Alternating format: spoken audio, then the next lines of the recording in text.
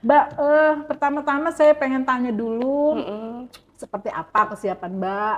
Ini udah Mm-mm. masuk kampanye, Ya, kemudian juga daerah yang dikunjungi bukan sedikit, ada Pali, ada Prabu Muli, ada udah Muara mulai Enim, seperti apa Mbak ini?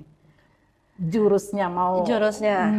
apa namanya merebut hati pemilih ini. Ya, alhamdulillah sebenarnya yang saya lakukan ini mungkin lebih agak ringan daripada caleg-caleg yang baru mulai, Mm-mm, mm-mm. karena saya mempunyai branding dari Bapak Iya, gitu. benar. Dan itu masih melekat sampai sekarang program yang sekolah dan berobat gratis.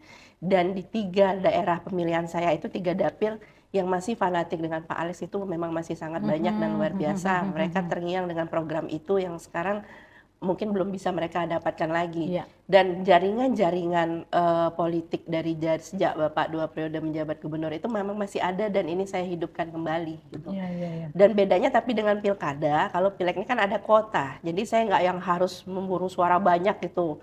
Yang saya pilih itu hanya memang yang jaringan militan kita, Mm-mm. terus yang jaringan perempuan gitu. Karena di Partai Golkar saya mewakili keterwakilan 30% perempuan gender Iya, gitu. iya, iya. Dan enak kalau komunikasi dengan emak-emak ya. Benar. Download Tribun X sekarang.